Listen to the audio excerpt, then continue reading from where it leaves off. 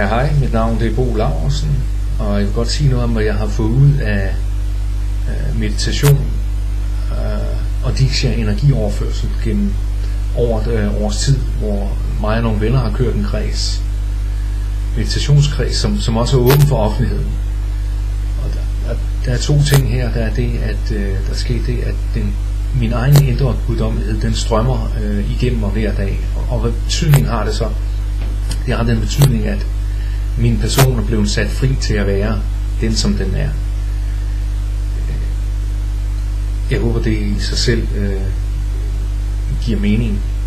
Men jeg kunne godt tænke mig at præcisere, altså hvad betyder det? Jamen, det betyder, at jeg er i stand til at nyde livet på en helt fantastisk måde nu.